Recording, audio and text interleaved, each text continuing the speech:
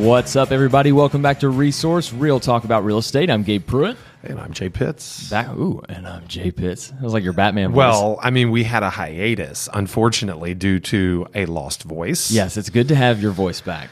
Unfortunately, yes. Yeah. Unfortunately, it went away, but it does come back. So there we go. Well, we'll keep it low-key today. But today we're going to talk about something in real estate that gets talked about a lot, but we want to kind of take a fresh take on it and maybe let you hear something that you haven't heard. In the spirit of tactical advice giving, which is kind of what we're focusing on here in Season 2, today we're going to talk about some of the most common objections that real estate agents face in their day-to-day business.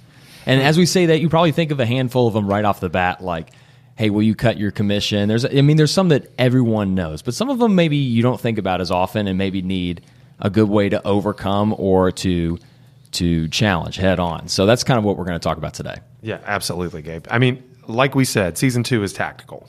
It's one of our favorite words. You can source it in every episode we've ever recorded.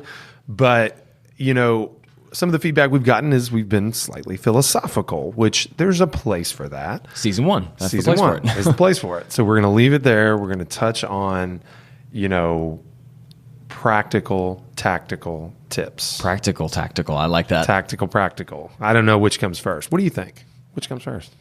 I like practical, tactical. All right, tips. there you go. Yeah. All right, I'll leave it to you. So let's jump right into it, right? So everyone knows, especially if you're someone that's in coaching or you've been in the business a while, someone's taught you about objection handlers, right? We talk about objection handlers a lot, which are kind of these, they're not scripts per se, they can be, but they're like these prefabricated arguments that you can make to tear down someone else's argument about why you should either take less money for what you do or why you should do something a certain way. And it's not always argumentative too. I'm building it up to be this really confrontational thing. Sometimes it's just about overcoming someone's lack of expectations. Sometimes people don't know what to expect in the real estate process.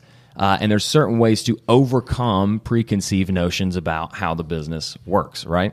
So as I mentioned, one of the most common ones, and one of the areas where I feel like the normal consumer has a lot of confusion, is about how real estate agents get paid, how much they get paid, and why it's such a sticking point. You know, and it's always something that people are taught by fellow consumers. It's negotiable, right? So when you go into a listing appointment, Jay, say you're meeting with a prospective client, their first question maybe is, well, what percentage? What percentage are you going to take as your commission, right? Sure. So what do you tell them in that case? Okay, well, let's take a step back real quick. Let's talk about what an objection is. I mean, the word, the basis is object. It's a verb, right? An objection is the action of objecting. Yeah. In a sales situation, it has become known as a barrier or an adversarial situation between a consumer and a service provider or the seller of a product. Right. Now, it doesn't have to be that way. Okay. In our situation, most of the time, especially if you're a qualified professional, someone that has a good business, it is simply helping the consumer understand unknowns, calming concerns, allowing them to achieve what they hope to achieve. Right. Now, your example is absolutely correct. Now, I would argue that the greatest objection is list price for a seller. That's a good one. Okay. Yep. And we will talk about that. But common is commission. Commission is our compensation that we receive from helping a buyer and seller procure a transaction and move it along to a closing. Yeah. Now, there are, you know, all sorts of conversations to have surrounding the mythical, magical 6% that most people would call industry standard, which you have to be careful about calling it industry standard. I'm a real estate broker and I do not practice price fixing. So I'm speaking on behalf of what a consumer might say when I say that. So you're right. Everything is negotiable. Everything is always negotiable. Every term of a bilateral contract, which is a listing agreement, you know, a sales agreement, all the terms are negotiable between the principals to that contract. Now, the objection of will you take less for commission is really no different than, you know, asking the salesman at a car lot if they'll... Being at a farmer's market, will you take less for this cabbage, right? I mean, it's the same thing. Exactly. So, you know, certain industries expect there to be negotiation. It's something that agents should expect. If they get upset by having to negotiate commission, then it just shows you that they're not prepared to deliver the value that they should deliver. So if you're an industry professional and you hear, would you take less? What that basically just means is the seller is exercising their ability to negotiate. As they should. As they should. They probably do have some preconceived notion that the value provided is not equal to the price tag that comes with it. Right. And it is your job, it is your opportunity, if you will, to show that you're worth what you charge. Yeah. Okay, now we're not going to speak in generalities here. Okay? If I offer someone my services, there's a price associated. A couple of things that you need to keep in mind when, quote unquote, overcoming the pricing objection, or not the pricing, but the commission objection, is you should keep in mind that your work is typically, if you're like most realtors I know, is typically speculative. Right. Okay? And you need to highlight that fact. Mr. Seller, Mrs. Seller, I work for you with no promise of compensation. You have to achieve the desired result in order for me to be able to be compensated for what I do for you. Okay? Now, I understand that I can not get the job done, and that probably, though it doesn't cost you dollars directly, it may indirectly cost you dollars, it may cost you time, but understand that our interests are aligned here, because the only way I get paid is helping you achieve exactly what you want. Achieve the desired outcome, or at least an acceptable outcome. Like, you still have all the power, Mr. and Ms. Seller. You still have the power to reject an offer that I would bring you. You're never required to accept an offer to purchase from any purchaser. Okay, even if they write you an offer for your full asking price and you disagree with some of the terms, you can reject that offer flat and move on. In that situation, I would still not be owed a fee.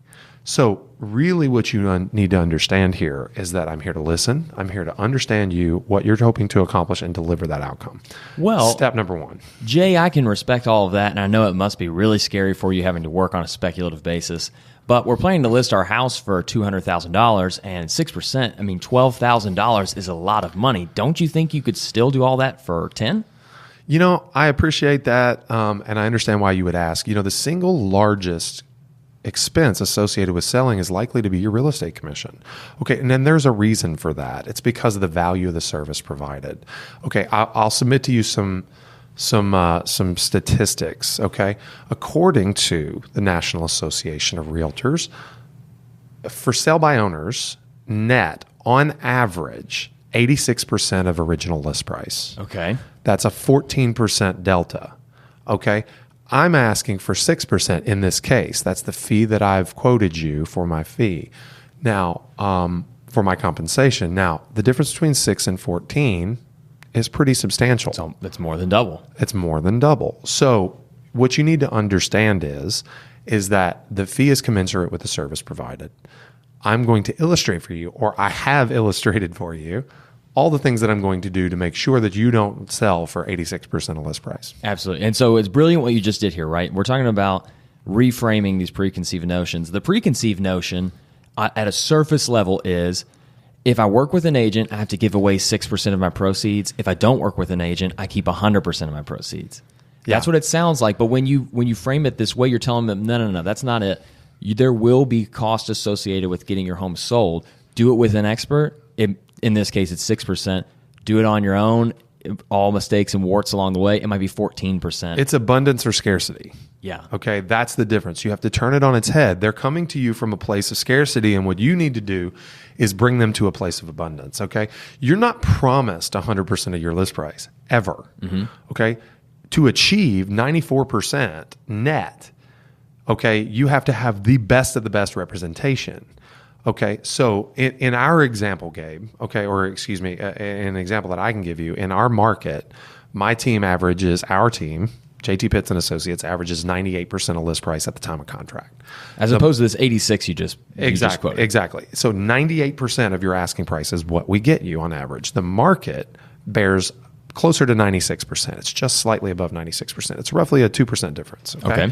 So on your example of a $200,000 sales price, that 2% represents a $4,000 difference. Right. Okay. So we also sell for about 25% faster. Okay, so if you have, a 60-day on market average sales cycle, okay, you can knock 25% off that or 15 days off of that, and we sell in about 45 days. Right. Okay, so in order to convey my value to a seller, I say we sell as compared to the average realtor for 2% more and 25% faster. What that means for you is 2 weeks less on market, okay, 2 weeks that you could be preparing to move and getting into your next home, or 2 weeks that you could be enduring more showings. And we sell for about $4,000 more. Okay, so, if you compare me to essentially selling for sale by owner, there's a good chance you're going to have to allow at least a 3% commission, because the buyer is going to be represented, and you're not going to want to pass on buyers at 3%. Okay, so we're really only talking about a 3% difference, and I've just made up 2 of it right there. Yeah. But that's not even a difference between you and for sale by owner. That's between you and the average realtor. That's Exactly. assuming you can provide yourself equivalent service to the average realtor, which we know they can't. Right. So it's about showing them, okay, that their equity is not guaranteed, that this is a scarce mindset versus an abundance mindset. I'm here to win you your hard-earned equity. I'm not here to cost you it. Yeah, it's taking it, like we said, it's reframing. It's not like you start with 100% and let's see what you have to spend.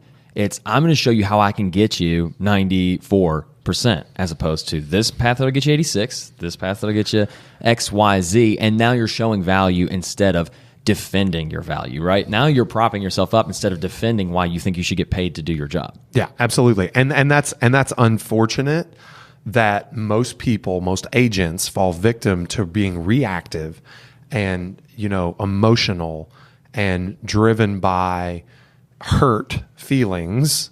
And they just project the wrong image. They project the wrong, that's not confidence building. No. Can I tell you a car sales story? Yes, please. That goes right into this? Yes, please. Jay and I, if you haven't heard on the podcast before, both have roots in used car sales. Or you did new cars, I guess. I did a lot of used cars too. Anyway. I sold Kias, which is a whole nother thing. Anyways, I had a Kias guy. are like luxury nowadays, by the way. Right. I had a guy who was a good friend when I was selling cars, a great guy, but he gave me some of the worst advice I'd ever heard when he was talking about how to explain how you get paid as someone who sells cars, if you're ever asked a question, and defending how you get paid, like we're talking about here, defending your commission, so to speak.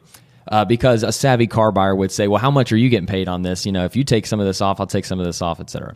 And his big thing was like, you just need to get on their level and say, hey, this is how I feed my family. This is how I support myself, and it's really important to me that I make this money. And it's this real defensive, reactive turtle shell kind of way. It's like, please allow me to get paid. Please tell me it's okay to earn the money that I make. And I mean, I know this is a completely different industry, so I'm not going to go too far down the rabbit hole, but that's what we're saying, right? It's the difference of saying, don't you think I should get paid? Upswing, right? It's not that. It's, this is why I'm worth every dollar that you spend to make sure you get exactly what you want. And here's all the stats that I have to prove it. Yeah, lean into. I mean, did you hear me say before, your commission is more than likely going to be your single greatest expense of selling. Mm-hmm. And there's good reason for that. And that's kind of bold when you say that to me as a seller. You're saying, hey, paying me is going to be the most expensive part of this. I'm like, wait, what? No, absolutely. I am the most expensive part of this process, and rightly so. Here's why. Well, and that's the thing. It's not cocky, but it is confident, and there is a fine line. Yeah. So, all of this should be taken with the understanding that you have to remain in rapport with your client. Absolutely. Or your prospective client. Mm-hmm. Okay. Let's flip it a little bit. Instead of talking about commissions, let's go back to what you said about negotiating sales price. So now I'm the same seller, and we're talking about selling at $200, but you think my house should be listed for $180 at the very most, right? This is something that a lot of agents, especially when they're new in the business, especially when they're working on getting as many listings as they can, they're willing to take a mispriced or an overpriced listing to get the inventory, right? So how do you defend your educated, expert opinion of what a house should be priced at? Okay, so again, it's rooted in rapport. Okay. You have to be in rapport. You have to remain in rapport. The single greatest challenge of any realtor is to have we've talked about it ad nauseum on this podcast. Really good episode. Have difficult conversations effectively. Right. be an effective communicator to telling someone something they don't want to hear. That is job one. Okay. So if you are going to unfortunately have to bust the bubble, okay, you have to do it respectfully from a place of strength, from a place of understanding and empathy. So come at it with that. So my recommendation to you, and we're not going to go into NLP, soften your tone. Okay. Bringing it down. Bring it down, like you're talking to your grandmother. Okay. Okay. You know, in her late years when the hearing is not so well. Okay. You drop the tone.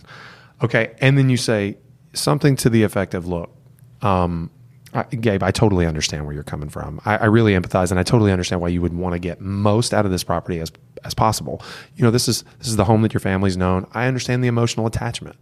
Okay, so see what I'm doing there? I'm speaking. Absolutely. I'm speaking into existence the things that they're worried about me seeing. Not only that, but you're also cutting a pathway to what they're really trying to get. In my mind, maybe I'm really trying to get 200. It's the number. What you're saying is, what I hear you telling me is that you really want to make as much money as possible on the sale. And now I'm like, well, yeah, that's what I want. So I'm blurring the lines a little bit, okay? Because if they're hard and fast on a number, which you didn't express that scenario, but that is one that we run into quite a bit. Sure. Okay, so I'm blurring the lines a little bit. So I want to move them off of that $200,000 number to that in their mind might be the most money they could get out of it. I'm moving them to the highest amount of success as possible. The subjective destination of the best I can do. Yep, okay? absolutely. I want them thinking about that rather than being fixated on a number. Exactly. Okay, so I then am going to understand what principles of influence that exist here. Okay, so a lot of times people value, and this is well documented, okay, throughout several different people, but people appreciate certain things, right? They appreciate reciprocity. They appreciate consistency. They appreciate commitment, social proof, authority, honesty, scarcity. Yeah. Like these are motivating factors. These are drivers of influence. Okay. So what I'm going to try to do is identify what is moving them in the direction they're going. And then I'm going to latch onto that, and I'm going to speak their fears into existence, and then I'm going to solve for them. So you might have heard me talk about the LIMS method of addressing potential objections. It's to listen, isolate, mirror, and solve. Okay, so first I want to hear you, so I have to draw that out of you. Then I want to isolate that. That's what we're doing with understanding the drivers of influence, is isolate that one issue. And then I want to mirror, which is how you show empathy, and then I want to solve for that problem. Yeah. Okay, and a lot of times I may use storytelling to interject a potential negative outcome associated with assumptions they might make. Which doubles as a way to showcase your experience. So exactly. And it's also social proof, so you know that is influencing their decision-making by showing them a story. So selling is storytelling. I say that all the time. Yeah. Selling is storytelling. So why don't we do this? Why don't we just role play this? I love it. Very, very briefly. And so I can tell you, because I'm speaking a lot of words that people I don't want to be too philosophical here. I want to actually do it. Okay. So you're trying to list your house for too much money. 200. And so I would say something like, you know what, Gabe, I totally understand why you would want, to get the absolute highest price for your property. And, I know it's your family's home, and you've probably spent a lot of time here. You've, invested a lot of sweat equity, a lot of your own hard-earned dollars here. This is where your kids came home from the hospital. Totally understand the emotional attachment. I'm just trying to maybe understand where you're drawing some of your numbers from, and so that I might be able to help you understand, where the market is right now. So what's driving you towards that number? Well, Jay, we just last year, like I told you, we put $7,000 in the kitchen. We put a couple of $1,000s in the bathroom. So Sure. we've done some things to the house to make it nicer. And four doors down over here, this house, it's sold for $195. And I know our house is nicer than that. We just like I said, we just redid our bathrooms, and we've got a nice fence where they've got a chain link fence. And just compared to what I see from my neighbors, I don't think there's any reason why I couldn't sell for 200. Sure. No, and you know what, Gabe, I totally understand, and I know about your fence and all those things you've shown me. You have a beautiful home, and I really understand where you're coming from in that investment and the intangible value that you feel like you've built into the property. Right. And I also know that, based on our prior discussions, that that you're never going to get 100% dollar for dollar return on the improvements that you make on a piece of property unless you add square footage, as you well know. Sure. We don't return 100%. So a lot of that, those dollars that you've spent have returned enjoyment for you and your family. Now, here's what I'll say.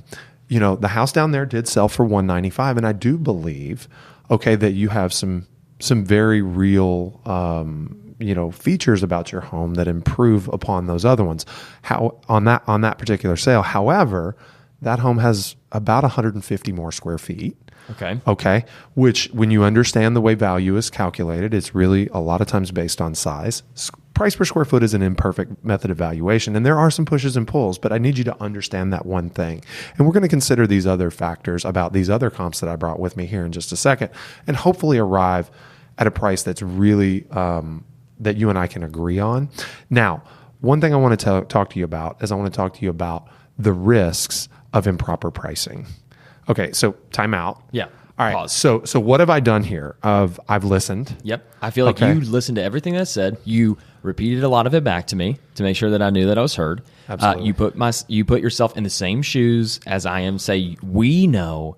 You didn't say that, or I know that. You said, we know that when we make these improvements, a lot of it is enjoyment that we receive ourselves, and we don't get 100% of that back. So I definitely feel like you're tracking with me, and you understand what I'm looking for. And right now I'm listening. Like, I'm on the edge of my seat to hear what you're about to say. Well, because you're expecting me to spit your number back to me, or to refute directly. Yeah. So no way it's going to sell for so 200. it's very important that you don't do that. Yeah. Okay. So what I've done is I've listened. I've isolated a few of your issues. I've mirrored some empathy for you, and I've solved a little bit. I've test solved on the higher price per square foot argument, or the higher square footage argument of the comp. But I didn't go headlong into it. Okay, and then I pivoted off. And one thing I want you to catch here, I'm making the point that you don't get a dollar for dollar return on improvements, but I projected that point onto you, right? And I made you smarter for knowing that. Okay. So instead of saying, Gabe, now I'm not sure if you know this, but you don't get dollar for dollar back when you renovate a kitchen. Because then what's my only option as an answer? To be offended. I can either be offended, or I can say, oh, and look dumb. And you feel bad. Right. So I'm leading you to feel bad, or I'm calling you an idiot, neither of which I want to do to stay in rapport. So what I've done is I've projected something that you may or may not have known. And you just said, we know that. Of course. And I did it right there with you. Like, I'm right here with you. I'm putting us in that trench together. Okay. And projecting knowledge that is maybe industry inside knowledge, but I'm projected it onto you and made you an informed consumer. And tiny little NLP detail also, for me to save face and to stay on the level playing field with you. You say, we know this, and for me to be tracking, I have to not agree. Say, yeah, we know that. And now what am I doing? I'm agreeing. I'm subconsciously agreeing with you already, and it's laying the framework for later agreement. Absolutely. Without going too deep down the rabbit hole. So moving on pricing, because this is something that tactical that I really feel like everyone should hear right before we move on to other objections, is you want to present pricing strategies, pricing models, if you will. A strategy sounds better than a plan, okay? A model sounds better than a strategy.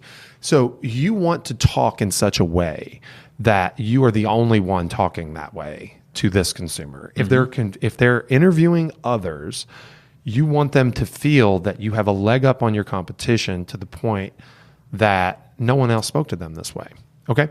So I'm going to go into, we as a team talk about 3 different pricing strategies. I love this. Yeah. Okay. So the pricing strategies are low, middle, and high. Right. It's Or that simple. we can say aspirational, market-based. But you're not going to say low, middle, and high because that doesn't sound very smart. Right. Okay.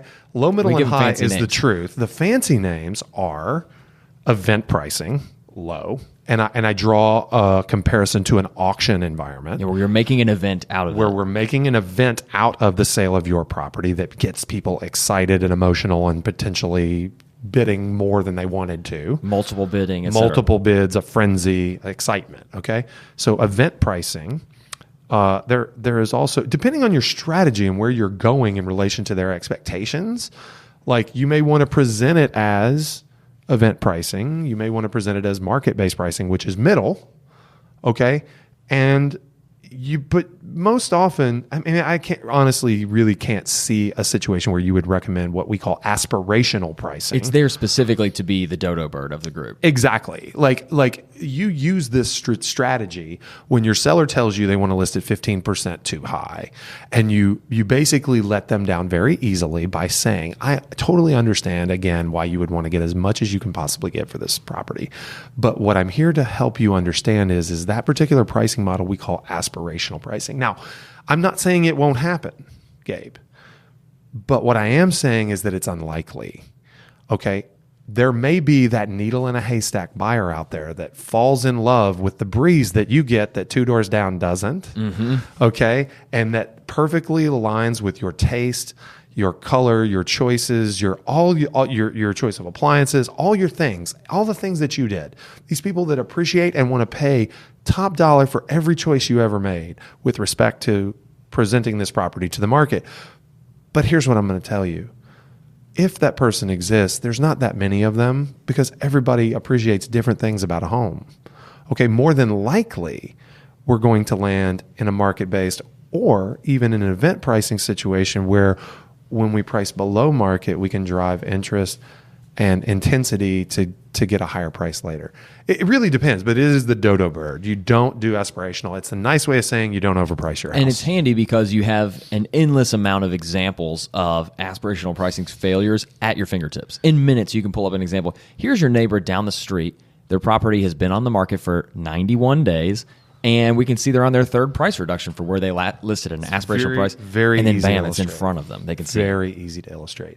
So we can get into more about pricing strategies, event, market-based, and aspirational pricing, and how to present those specifically, because there are ways you can actually literally walk in with a comp that represents each pricing strategy and defeat or play up the strategy based on those particular markers. And it really, really plays well. So, but let me just be the first to say, for any consumers that might be listening, there are no Jedi mind tricks, okay? We're not trying to get you to do something you shouldn't do. I'm just merely exercising the point that I'm a professional. I am the expert. I know more than likely what the house will sell for. Okay, and it is my job to help you make decisions despite your preconceived notions that may or may not be true. And that's really all it is. Okay, so unfortunately, sometimes sellers are ill-informed by the media, by their neighbor who, exaggerates what they may have gotten for their property. Sure. They oftentimes they look at list prices only, initial list prices, not sale prices. 2, 3, 4% matters, right? And when they conceded 2, 3, 4%, that means your comparison is off. You just can't do it. You got to use perfect knowledge. Yeah. All right, which is what we're trying to do. Exactly. There's tools at your fingertips. It's about how you present it, which is what I want all of these to be about. Let's do another one before we run out of time. Another really common one, maybe not as common, and we hear about it in different markets more than others. When someone wants you to take a very short listing contract, like say, well, you say you can sell it, why don't you take a 2-week listing contract? And if it doesn't work out, maybe we'll find somebody else. They want you to take an unrealistic selling time frame. And now you have to defend why you think you need longer than that. That's a tricky one. So I wanted to see what you would say. I love this, especially in the environment that we're in, where listings sell fast and it's a seller's market. Well, yeah, they're like, they sold in 2 days. They sold in 3 days. And if you charge this much and you say you're that good, let's just sign it for 2 weeks. And if you can sell in 2 weeks, like you say, great. If not, we're going to go discount broker. Put your money where your mouth is. Okay, so let me tell you what I'm going to do. In this case, I'm taking the listing. Okay. I'm taking the listing if I really think that it is sellable and their price is where I need it to be. Right. Because I think I can deliver the result in 2 weeks, 30 days, whatever it may be. I'm going to take it. Okay. Here's what else I know. I also know that switching is kind of a pain. Okay. So once they're with me, and I at least had that 2 week to 4 week audience to show them that the best fit for the job, even if the results haven't been attained yet, they're not going to move. Interesting. So you're saying you're going to take the bet, and instead of having to lose face in the initial meeting, you're going to say, yeah, I can do it. And even if you don't, you're going to show them the results of what they can expect in that 2 weeks. If and only if the pricing is where it needs to be. Yeah. Because price is the equalizer. You're not going to shoot yourself in the foot if you know it won't sell that fast. Absolutely not. Listen, term of contract is not about how long it's going to take you to sell it. The objection comes when they don't know if they've made the right decision. I need a commitment from you. I'm giving you my commitment. You get everything I have. Okay? I'm not gonna half step and bring you a third of what I presented to you today. I'm bringing you 100% without fail. If you don't think that you've gotten it, fire me at any time. Ooh. And I will literally let anyone cancel a listing contract at any time. Yeah, and it's kind of bold to highlight that. I mean, like you said, it's not cocky, confident. No, I do, because listen, Gabe, look, it's not about that. There's just so many. There's so many truths out there that are just easy to illustrate.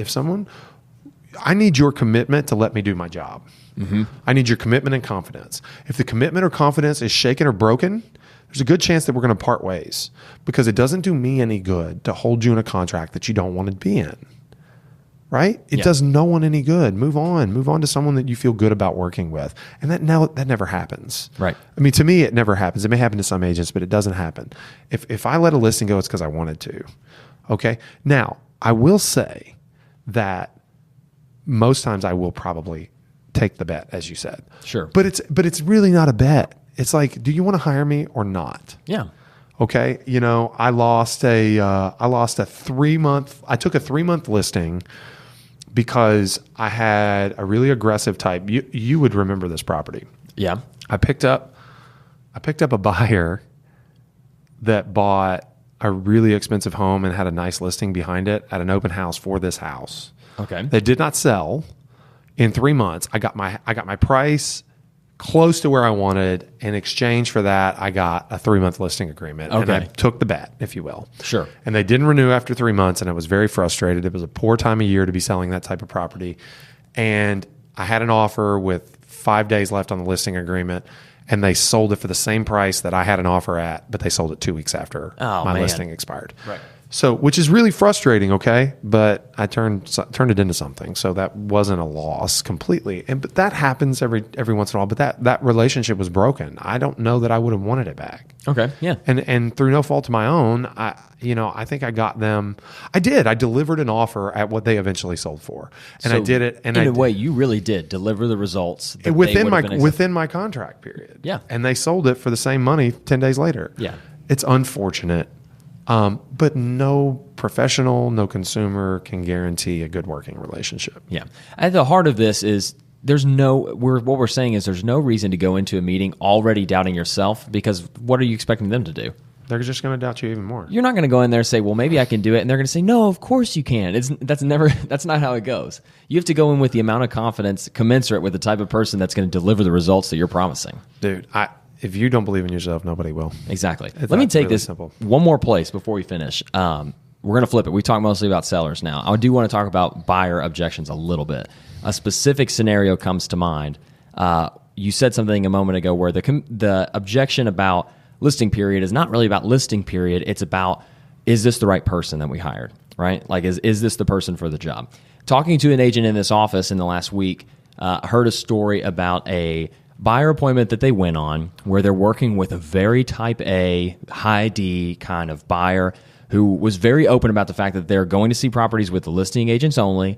They don't have any exclusive representation, and they're not interested because they don't understand why buyer's agents get paid at all. Like, what do you do to deserve half of that 6%, 7% commission? Like, basically, you're giving me tours of these homes, so no, I don't have an exclusive buyer's agent.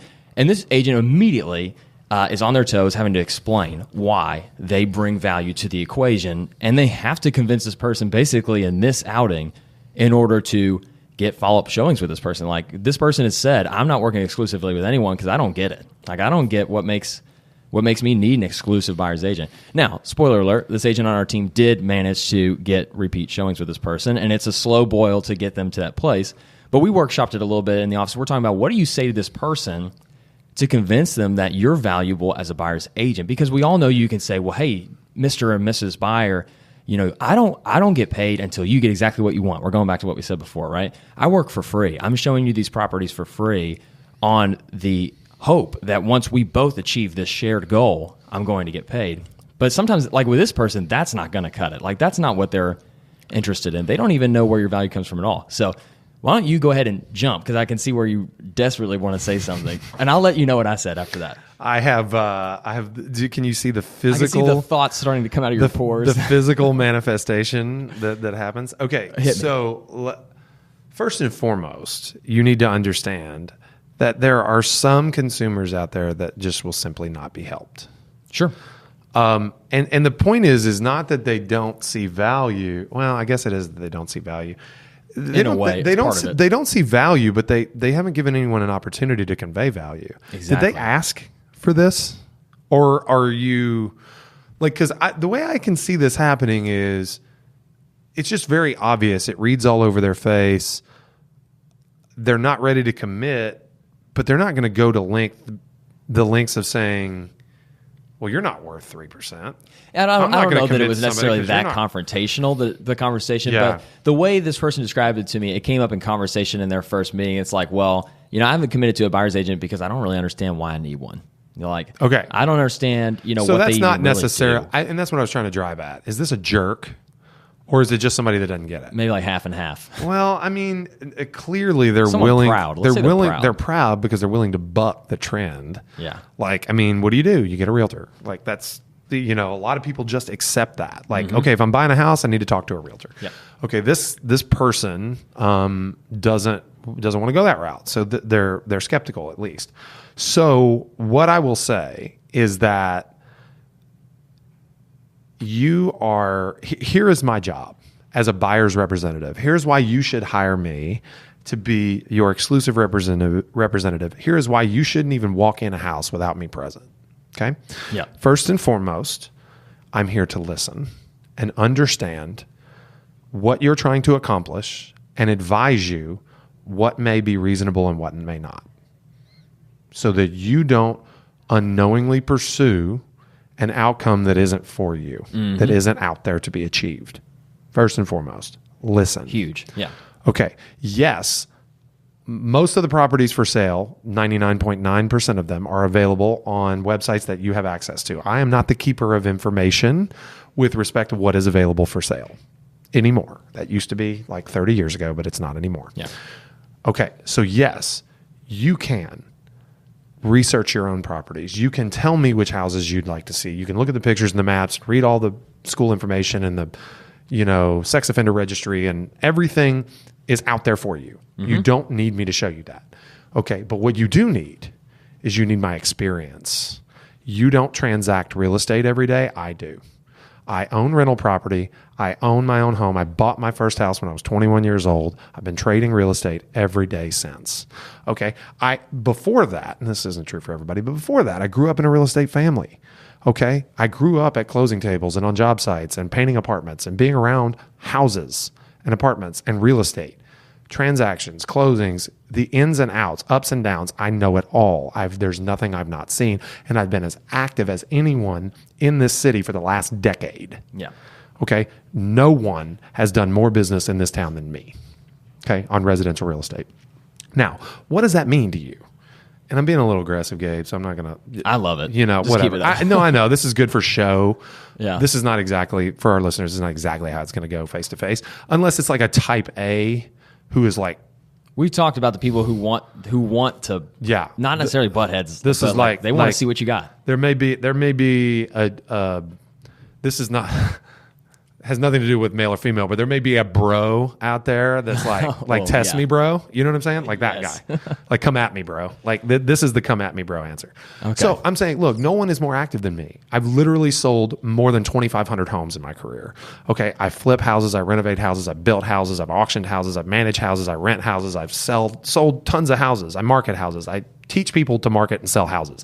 This is what I do. You don't do this. You might do this 4 or 5 times in your life. Okay. I've done it 4 or 5 times this week. Boom. Okay. That's a big So one. no, but here's the thing. I know that crack does or does not mean something. I know that drywall bubble does or does not mean something. I know this block. I know what that house across the street sold for and why it should concern you.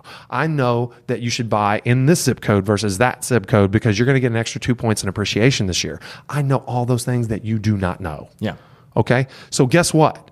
You can go to the listing agent from a place of scarcity and hope that they'll discount their commission, which, by the way, they're under no obligation to do because they have a contract that outlines their commission structure regardless of whether you buy the house or not. Okay. You can try that road. And if you find a desperate listing realtor, you might win a point or 2. But what you're going to lose by not working with somebody like me is more than that. Way more. Way more. And by the way, we haven't even talked about negotiation. Wait, I thought you were going to save it for me because that's what I was going to say. That was part of my answer. All right, well, anyway, go ahead. Anyways, you can check my answer because here's what I talked to this other agent about, and they were on the same page with me. They knew what to do. But we talked about... Real quick, I convinced you without even talking about negotiation. Yeah. I mean, I was sold on that. Okay, but negotiation is more valuable than all the other stuff I told. Right. In So most cases. All the way back to the beginning, you talked about this is about revealing your value to someone who's not familiar with it, right? And so it was clear based on the objection that this agent was given. The problem is this person doesn't understand the value that you bring at all. They're on page 0. They just don't know. So we said, how do you reveal it and make it clear that you need me? You know, you need me, not just whoever you happen across. You need to paint that as so dangerous. Like, why on earth would you trust your real estate transaction to just anyone, just the person who happened to be there? Yeah. It's like you need someone that you know, trust, and is going to deliver the results, like no question. Absolutely. So we talked about this iceberg analogy, right? It's like, of course you don't understand the value that an exclusive buyer representative is going to bring because so far, here's what you've seen from the 10 buyer agents who have shown you, buyer agents, whatever they are, that have shown you properties. You've seen the exact same thing. You've seen them whip out a super key. You've seen them open a box, take a key, open the door, tell you to look around, ask you what you like, ask you what neighborhoods you like, and they put you back in your car and they say, I'll call you or I'll send you an email. That's all you've seen. You've seen glorified door openers 10 times in a row, and of course you don't get the value that I bring. And so the answer is, what you don't understand is anybody with a brain can do this. This is not the value that I bring. I don't bring the value by how I open doors for you and show you homes. This is nothing. It's like the value that you're going to see is when you finally do find the right home and you put it under contract, you need an expert negotiator. You need somebody that knows exactly what's going to happen with repair requests. You need someone that knows exactly what to ask for. You need somebody who's not going to let you lose money because and it goes back to what you said. That's the stuff that you haven't done yet. That's the stuff that you don't know how to do. That's what I do every day. So of course anyone can show you these. And as a matter of fact, I would trust you to anyone on my team to show you these, but you need somebody that is not going to let you lose a dime when it's time to negotiate the terms of your sales contract, when it's time to negotiate what you're going to have the seller pay for and not pay for on repairs, when it comes to negotiating when you're going to close, when it comes to negotiating how you're going to pay, all of those things. You need someone who's going to make sure you don't miss, and that's me. Love it. And I know that you don't get it because you haven't seen it yet. You need me to show you. Well, it's not lost on me, okay, that not everybody that has to overcome this objection has my resume. Sure. Okay, but it's the same conviction. Mm-hmm. Like what you just did was you conveyed without my resume to quote, right? Because Gabe, you don't have that. No. Okay. You can't quote my resume and my experience, but you with the same level of conviction zeroed in on negotiation. Okay. And with the same amount of conviction, you conveyed how that is a value to the consumer, which is exactly where I was headed because I get these blank stares when I teach this stuff here in our brokerage from agents to say, all right, Jay, we ain't sold 2,500 houses and we didn't grow up in the real estate industry. And exactly. I haven't sold 6 houses on that street. This person hasn't sold 50 houses, but they do renovate properties. So they can do, like you said, they can say, when it comes time to negotiate, I can tell you what you need to ask for. And if it's stuff that doesn't cost a lot, I'll hook you up with my guy or girl who does this all the time. I'll get you a good deal. I have connections. That's part of my value. The point is, unfortunately, and not to disparage my kind, but the bar is set so low, which is why these objections exist. Mm-hmm. Okay, the bar is set so low that it doesn't take much. It just takes something, some sort of compelling point, conveyed with conviction to completely hit it out of the park. Yeah. I mean, literally, it can be a one-trick pony answer. And if you say it with conviction and it has some level of compellingness to it, like you're going to hit a home run. Mm-hmm. You're going to you say, you know what? Here is what I do, and here is why you need me. Houses are selling in 6 minutes in this neighborhood, and I will door knock every door on the street to find out if they're willing to sell only for you. Yeah. You said you want to be in this neighborhood? I'll find you a house in this neighborhood. You want to be in this neighborhood? Okay. All right. There's nothing on the market. Homes are selling in 6 minutes. It would behoove us to look off market. I'll knock every door to this. And this none afternoon. of the other agents that have shown you houses yet will do that. We'll do that. Absolutely. I'm not just a key. Okay. Now there's a whole lot more. I'm not going to bore you right now because when we get to negotiation, you'll really see how hard I work for you. But I'm going to knock every door on the street this afternoon. I'll let you go for now. Yeah. I'll call you when I got something. That would really be something if you're someone that heard that. But literally, does that speak to any sort of experience or resume? No. And it's not exclusive to anyone. That's an effort play. Exactly. People just want to know, Gabe, that you're going to show up for them. Dude, that's it. Yeah. Show up for me. Is this Come about at me, bro. Is this about the check for you, or is this about what I want and what I need, what my family is looking for? That's it, and that's why you need exclusive representation. Bam. Well, we're just about out of time for today. I can think of like 900 more objections. I'm thinking maybe this could be a recurring, season 1, the recurring kind of series was real estate investing. We were going and talking about it. I think we might have to come back to objections in the future because there's a lot more than what we covered today. Yeah. But hey, that's a wrap for another episode of Resource Real Talk about real estate. If there's a particular objection that you find yourself running into that you just cannot find your way around, or if you have a really good handler that you want to share with the people that consume this podcast, send it to us. Make sure to talk to us. You can email Jay or myself anytime. We're going to make sure that you have all the contact info you need to do that in the notes. But reach out to us. We want to hear from you and hear what you are dealing with on a daily basis. Yeah. And absolutely, don't forget to check us out on iTunes. Give us a like. Give us a review on all the social. Resource, R-E-Source on Facebook, Instagram, YouTube. Check us out. And send this episode to somebody in your office too. You just finished it, so go ahead and just hit share, send it to somebody in your office, and let them know season 2 just started so they can get it on the ground level. Awesome. Anyways, all right, that's Resource. Real Talk about real estate. We'll be back real soon with another episode. Until then, see you.